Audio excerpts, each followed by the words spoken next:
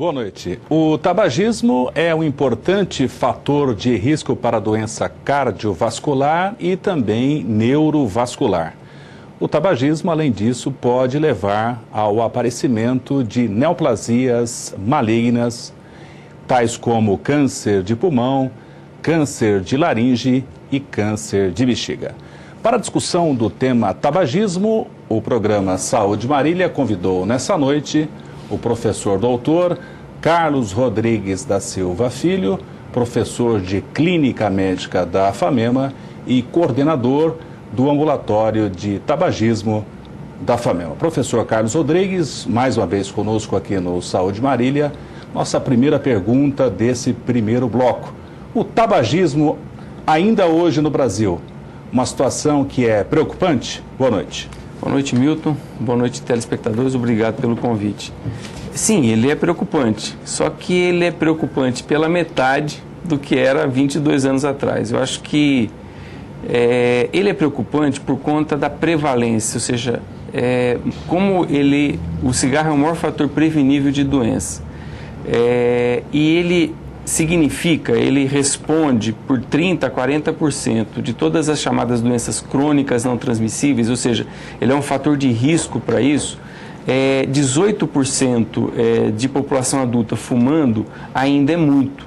A expectativa e o nosso alvo é em torno de 4%. Só que nós começamos há 20 anos atrás com 36%, de forma assim que a resposta tá ruim, mas está bom. Ou seja, na verdade, ainda preocupa, mas muito menos do que já preocupou. Não que a gente vá baixar a guarda. Professor Carlos, importante comentar que o tabagismo é um importante fator de risco para a doença cardiovascular. Sim, ou seja, costumo brincar que se as pessoas parassem de fumar, o cirurgião vascular faria muito pouco. Ele operaria varizes.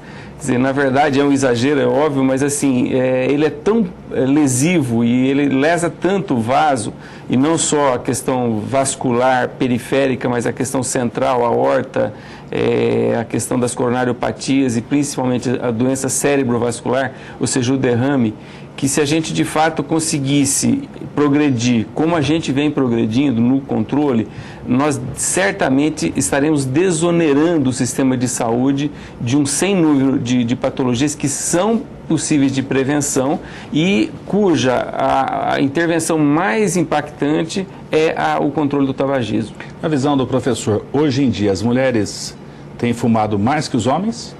Na verdade, ainda os homens fumam mais do que as mulheres, mas veja, é aquela questão da proporção.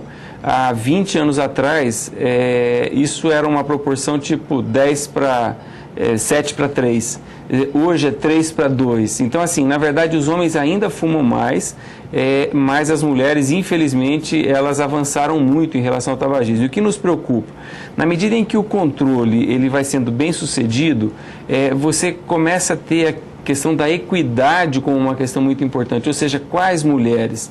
Então, assim, o tabagismo ele tende a se restringir naquele subgrupo muito vulnerável e que é vulnerável a todas as outras agressores prevalentes hoje, ou seja, a jovem, adolescente, negroparda, pobre, que é a mesma que está sujeita a HIV, a iniciação sexual precoce, a aborto e morte pelo aborto, a questão da doença mental, a gravidez precoce e, por fim, o tabagismo tende a se concentrar nesse subgrupo.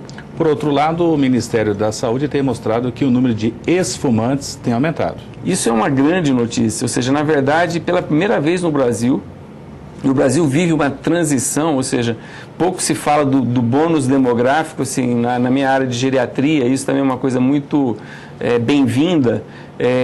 Pela primeira vez, e isso dura 20 anos, a população ativa, ela carrega uma população passiva muito pequena nas suas costas. Ou seja, o número de jovens e o número de idosos, ele é bastante suportável para a população ativa hoje. Isso dura 20 anos e, se for bem aproveitado, ou seja, ele é uma alavanca para o desenvolvimento. A mesma questão ocorre em relação a isso que você me perguntou. No ano passado, em 2009, foi criada a Lei Estadual contra o Tabagismo, proibir em ambientes coletivos. Qual a visão do professor? Nossa, foi um grande avanço, nós lutamos muito por essa lei e a gente sabia que, na verdade, o curso seria muito parecido, por exemplo, com o que foi o cinto de segurança. Eu me lembro, eu era residente em São Paulo há 20 e lá vai pedrada anos atrás, quando foi lançada a lei, e a resistência das pessoas, eu não vou usar, e eu isso, e eu aquilo. Ou seja, 20 anos depois a gente conseguiu um enorme avanço em relação à mortalidade evitável no acidente de trânsito, e o mesmo vai acontecer com a lei de restrição. Quer dizer, não tenha dúvida, hoje eu me sinto muito prazerosamente vivenciando a questão de ambientes coletivos onde existe um mínimo de respeito por aquele que optou por não fumar ou optou por parar de fumar. Volto a dizer, todo o nosso trabalho não é contra o tabagismo, pelo contrário, é a favor, mas ele mira de forma muito importante preservar a vida daquele que optou por não fumar ou que parou de fumar, ou seja, o tabagista passivo. E nesse sentido, essa lei ela é muito adequada e a gente espera que ela vamos dizer assim, contamine todos os outros estados brasileiros. Além da associação tabagismo e doença cardiovascular, também a associação com doença neurovascular. Gostaria que o professor comentasse essa perigosa associação. O maior fator de risco para a doença neurovascular é a idade. E contra a idade não há o que fazer. Se não quer viver muito, não quer ficar velho, morra cedo. Ou seja, esse é um fator de risco não prevenível. Tirando isso, a hipertensão e depois o tabagismo. Então, essa questão é uma questão muito importante. Ou seja, pela primeira vez, a massa de ex-fumante é maior do que de fumante. Isso é um dado muito convincente, muito bem-vindo. E segundo, se conseguirmos, ou seja, o sistema de saúde avançar em relação ao controle do tabagismo, a gente vai estar desonerando o sistema de saúde, que vai poder alocar o seu recurso, que é pouco, todos sabemos, vamos dizer assim, em outras questões relevantes. E uma delas é a questão do AVC. Não vai acabar o AVC, por óbvio, mas vai diminuir em muito a porcentagem de uma doença que não só mata. Existe um grande ônus econômico para aqueles que sobrevivem. Ele não é só um ônus biológico, ou seja, em termos de saúde, ele é um grande ônus econômico, individualmente e para o país. E o controle do tabagismo contribui também para desonerar o sistema e diminuir esse ônus econômico em relação a acidente vascular cerebral. O tabagismo também, direta e indiretamente, associado a inúmeras neoplasias malignas. E qual a visão do professor? Mais uma vez, ou seja, a gente leva conosco, eu me lembro, eu não sei se eu já citei isso num programa, mas assim, me lembro que antigamente a gente sabia da notícia de um vizinho que ele teve uma congestão. Ele estava tomando banho e teve uma congestão. Eu imagino hoje que essa congestão seja um AVC e tinha a ver com a hipertensão não controlada. Eu estou brincando com isso por quê? Porque a gente imagina que a doença é um raio que cai na cabeça da gente. Quando, na verdade, a doença sensu lato, ela é um evento potencialmente prevenível. E quando ocorre, via de regra, ela é pacientemente cultivada. Ou seja, se eu, de fato, levar em conta, e não que a população leve muito a sério a ciência, infelizmente não leva, ou seja, ainda a comunidade, principalmente a má notícia. Ou seja, na verdade, a gente não tem por hábito levar muito a sério a questão científica, infelizmente, por conta de que se a gente levasse, do ponto de vista de promoção de saúde, a atividade física regular, o controle do tabagismo, o controle da obesidade, a dieta rica em fibra, ou seja, no caso do câncer, 45% é em decorrência de uma dieta inadequada e outros 30% são decorrentes do tabagismo. Ou seja, se você não se expuser de forma extensiva ao sol, se você praticar sexo seguro por conta do HPV, se você se alimentar de forma adequada, como manda o figurino, e não quer dizer que vai perder o prazer da vida, se você deixar de fumar, se você perder peso, enfim, tudo isso daí colabora de forma dramática para prevenir o câncer, que é uma doença prevenível. Do qual o tabagismo, que é um agressor sistêmico, ou seja, é difícil te dizer que tipo de câncer não tem a ver com o tabagismo, porque cabeça e pescoço, boca, por óbvio, pulmões, pâncreas, colo de útero, mama, enfim, não existe. Ou seja, os cânceres estão fortemente associados ao tabagismo, de forma que o controle dele também ajuda a prevenir muitos tipos de cânceres. Além disso, o tabagismo, além de hipertensão, diabetes e excesso de colesterol, é um dos fatores também para a demência vascular. Sem sombra de dúvida que no Brasil, isso é um dado importante, é mais prevalente do que Alzheimer.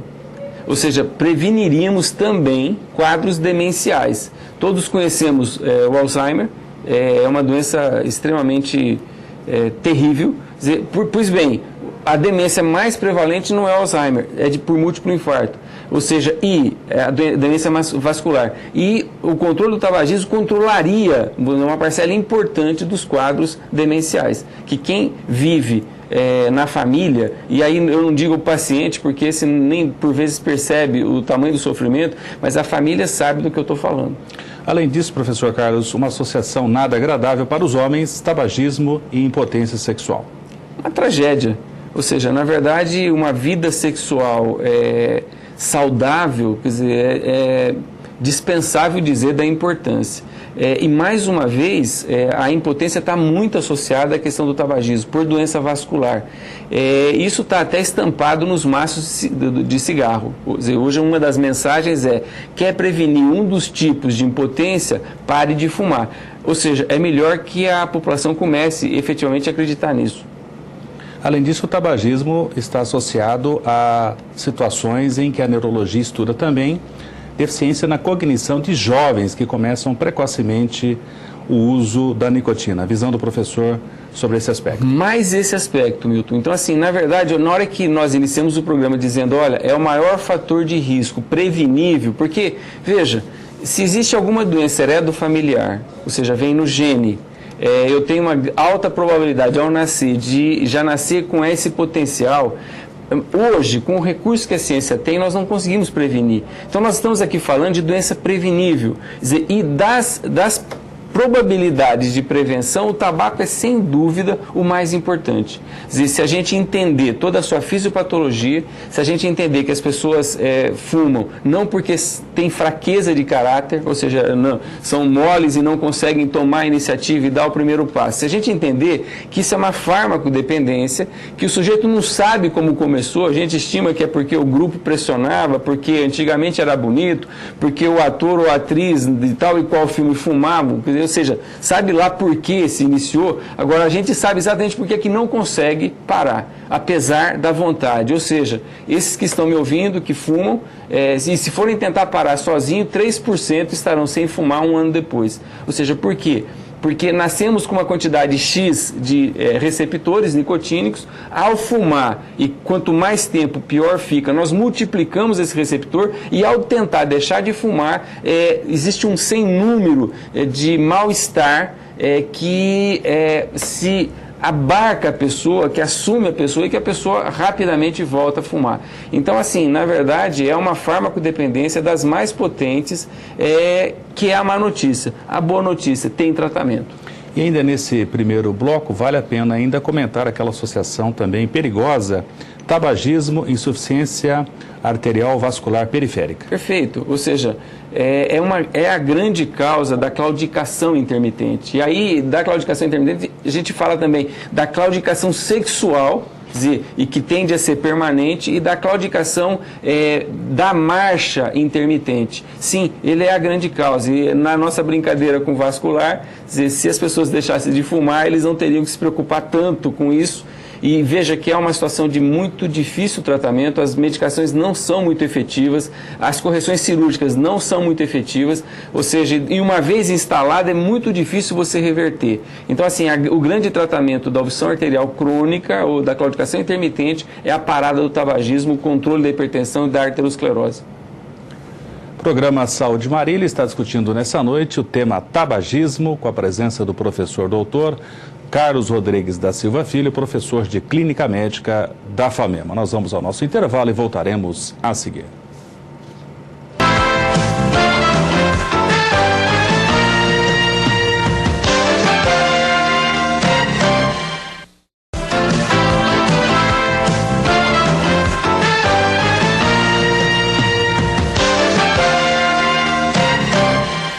voltamos com o Saúde Marília e seu bloco final, nessa noite debatendo o tema tabagismo, com a presença do professor doutor Carlos Rodrigues da Silva Filho, professor de Clínica Médica da FAMEMA e coordenador do ambulatório de tabagismo do Complexo Mário Covas FAMEMA.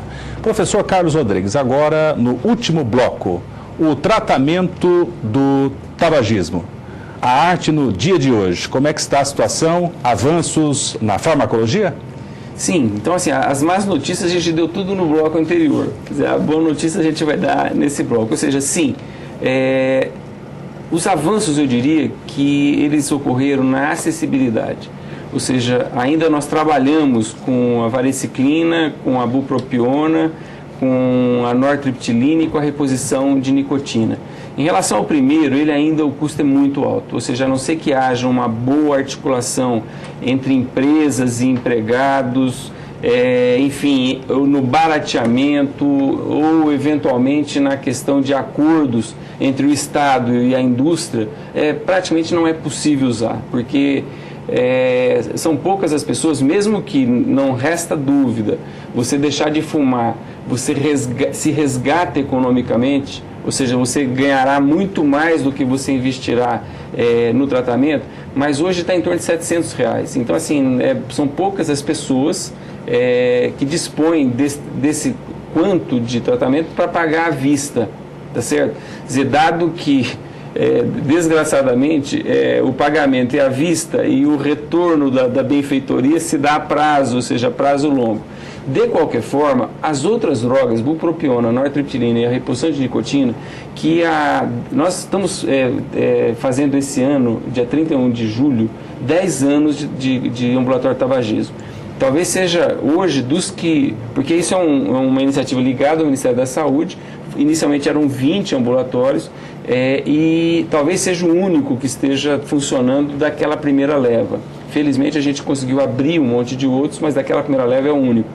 E lá atrás, essas medicações eram caras, e isso assustou a população, alguns por efetivamente não terem acesso e outros por usar isso como desculpa para não ter que tomar iniciativa. De qualquer forma, bupropiona, nortriptilina e reposição de nicotina, hoje o custo caiu muito. Então a bupropiona, que chegou a custar R$156, R$160, uma caixinha de 30 comprimidos, hoje se encontra por 30.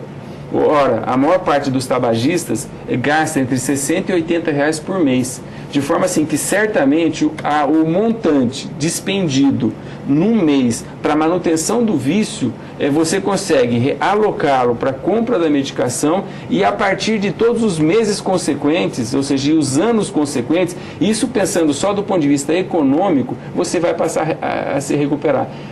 Às vezes a gente brinca, tem gente que já fumou um apartamento, fumou 2 carros, com toda certeza. E desgraçadamente, o tabagismo ele tem se concentrado na população mais pobre, de forma que ele chega a ser, nos lares em que mãe e pai fumam, causa de desnutrição infantil. Porque uma quantidade importante do recurso despendido no cigarro, você acaba tirando da economia doméstica. E isso é uma tragédia. Ou seja, acaba impactando muito mais aqueles que pouco têm.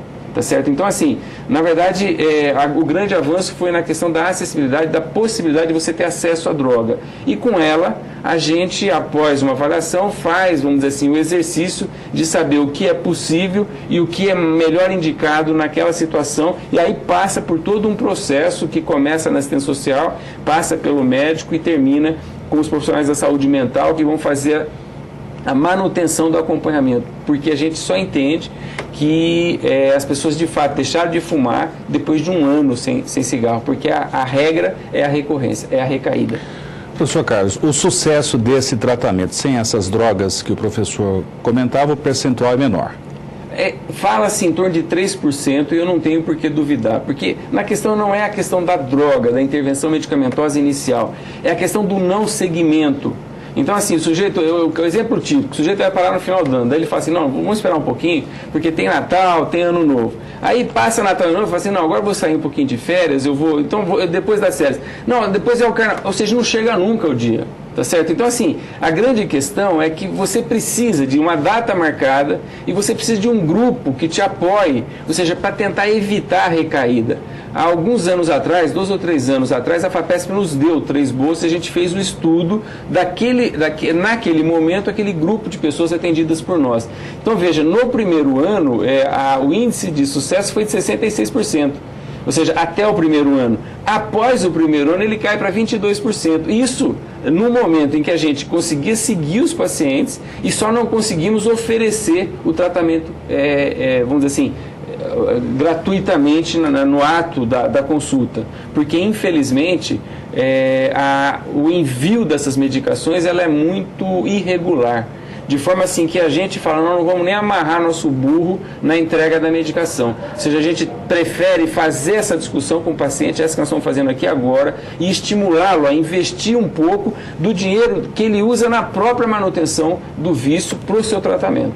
O fluxograma de atendimento, professor, pacientes atendidos nas unidades básicas de saúde e unidades de saúde da família, esses pacientes podem ser encaminhados por outros profissionais de saúde ao ambulatório Mário Covas. E veja, nem precisa ser atendido, basta ir à unidade de saúde e falar, olha, eu gostaria de parar de fumar. E essa pessoa vai ser agendada para o ambulatório, a espera média de 3 meses, 90 dias. Para quem fumou 30 anos dá para esperar, a gente gostaria de ser mais ágil, mas é uma pessoa, é um médico. Quer dizer, nesses 10 anos a gente não conseguiu aumentar a nossa possibilidade de atendimento no HC. O que a gente fez foi criar novos ambulatórios em unidades básicas e a partir dali ele aguarda ser chamado. Ao chegar, passa por um atendimento com assistente social que faz um pequeno questionário, aplica um pequeno questionário para saber o nível de dependência, assopra o aparelhinho para saber qual é o nível de intoxicação. Na sala em frente, ela já passa com o médico, que vai, na dependência da possibilidade econômica do paciente, vai administrar. E veja, não se trata na dependência da efetividade, da eficácia do remédio. A eficácia do remédio é muito boa. Agora, não adianta eu passar ouro e a pessoa não ter recurso para comprar. Então, na verdade, a gente faz essa análise rápida, mas faz, e tenta ajudá-lo, quer dizer, com a medicação possível de ser comprada, tá certo? Mas sendo mais ou menos eficaz. E, a partir dali, ele é encaminhado para um trabalho de terapia em grupo, de 4 sessões consecutivas, de 1 hora, 4 semanas consecutivas, e depois mensalmente até completar 1 ano. Se caso essa pessoa tenha recaída e não desiste, porque a gente não desiste nunca, porque entende que a regra é a recaída, é só pedir o reagendamento e vai ser reagendamento, e aí você tem grupo de recaída e as pessoas vão tentar identificar os gatilhos, o porquê, e vão tentar identificar o seguinte: será que para aquela pessoa individualmente é fundamental usar a medicação para o resto da vida? Em algumas, vou só dar um dado. Se 18% da população adulta é tabagista, nas pessoas que têm distúrbio de humor, isso vai para 80%. Por quê? Porque a nicotina é um antidepressivo. Então, assim, se para aquela pessoa for necessária a manutenção do antidepressivo para o resto da vida, eu me pergunto por que não? Dado que o cigarro carreia 3.700 substâncias lesivas na sua fumaça e o antidepressivo é uma medicação, alguns dos quais a nortriptilina tem mais de 50 anos de experiência, e ajudam seguramente muito mais do que atrapalham. Então, eventualmente, algumas pessoas vão trocar 3.700 substâncias por uma, e se preciso for, levar para o resto da vida. Por quê? Porque é uma doença, se parar, recai. Uma análise do professor no tratamento envolvendo equipe multiprofissional e multidisciplinar. Eu não sou nada, assim, eu na verdade só respondo por esse ambulatório. Quer dizer, o meu time é um time muito valoroso. Então, assim, começa pela Ana Tereza e vai para o enfermeiro Adalberto de Jesus, para a assistente social, para a psicóloga Kátia, enfim. Há de ser um trabalho em grupo, é como se for uma linha de montagem. Quer dizer, um põe uma roda, o outro põe um outro parafuso e alguém faz o controle de qualidade e o pós-venda. É assim que funciona. De forma assim, por exemplo, a Ana Tereza é uma pessoa fundamental, porque faz a parte de secretaria, aplica o questionário, controla o estoque de medicação quando vem. Não aceitaremos mais. Aconteceu uma coisa muito complicada, por exemplo, como eles sabem que a gente está funcionando sempre, pelo Brasil afora, as pessoas dizem que fazem, mas não fazem, sobram medicações, só que sobram muito próximo da data de vencimento. Então, assim, a gente recebe lotes de remédio, tipo assim, vai vencer amanhã. Nós usamos por um tempo, contatando o laboratório e perguntando, olha, mesmo vencido, quanto tempo a gente teria para estar usando? Ele nos diz, olha, dá para usar mais tantas semanas. A gente conversa com os pacientes e fala, olha, eu tenho aqui, contatamos o laboratório, o senhor se dispõe? E, enfim, essa é uma atitude, uma situação muito indesejável, ou seja, nós não precisamos trabalhar nesse nível de desorganização. Então, assim, a gente espera que, a partir de agora, venham as medicações com data de vencimento que nos permitam usar dentro de um nível de segurança e com algum espaço, ou seja, não temos mais que parar, ajudar as pessoas a deixarem de fumar com medicação vencida, ainda que a gente algumas vezes fez isso com segurança. Uma análise do professor, 10 anos do ambulatório de tabagismo, ambulatório Mário Covas. Uma análise de 10 anos desse serviço, professor. Eu vou dar uma análise do que foi a minha vida profissional. Na verdade, assim, o ambulatório começa há 10 anos, mas eu trabalho com tabagismo enquanto franco atirador, ou seja, sozinho, desde 1986. Então, assim, na verdade, eu me sinto hoje, enquanto profissional e por esse lado, absolutamente orgulhoso, porque entendi muito rápido o que aquilo significava, entendi muito rápido a importância de se trabalhar de forma sistêmica, continuada e multiprofissional, e certamente dei uma contribuição com a ajuda muito, quer dizer, da imprensa, e você nos apoiou de forma muito importante regularmente, o Marcos nos apoiou, e enfim, a imprensa como no geral nos apoiou. Certamente esse grupo deu uma contribuição para sair de 36% de pessoas tabagistas para 18%. Ou seja, como a magnitude disso é grande demais, ou seja, são milhões de pessoas, e como 20 anos depois 50% dessas pessoas tabagistas ou estão mortas ou estão seriamente lesadas, não tem nada na minha vida profissional que foi mais importante do que ter contribuído para a contenção do tabagismo. Eu posso ter ajudado uma ou outra pessoa individualmente, mas assim, certamente a minha grande contribuição foi nessa área, da mesma forma como foi na sustentação do SUS, do Sistema Único de Saúde. Assim como tem sido usar essa experiência da FAMEMA e ajudar o Ministério da Saúde a expandi-la Brasil afora. Então, assim, sim, eu estou completando 28 anos de profissão esse ano. Eu me sinto muito orgulhoso pelo que eu pude contribuir, e um deles é a questão do ambulatório tabagismo, e muito frustrado por aquilo que a gente ainda não conseguiu oferecer, que é qualidade de assistência ao SUS. Tá certo? Principalmente num contexto como Marília, em que essa coisa não vem sendo gerenciada de forma adequada e na mesma dimensão dos nossos recursos. Os recursos são poucos, tá certo? Agora, por isso tem que ser bem utilizados, ou seja, eles têm que ser focados e, vamos dizer, há de haver uma visão sistêmica, e a questão toda está na qualidade do que se faz, na resolução do que se faz. Nós não podemos, eu não gostaria de terminar a minha vida profissional dando desculpa. O Gerson falava, eu passo a bola, o cara só me devolve desculpa. Eu cansei de desculpa. Quer dizer, desse resto de vida, eu vou me empenhar de forma muito dramática para fazer com que o SUS funcione com qualidade. E SUS funcionando com qualidade significa o meu irmão mais pobre, aquele que não tem aonde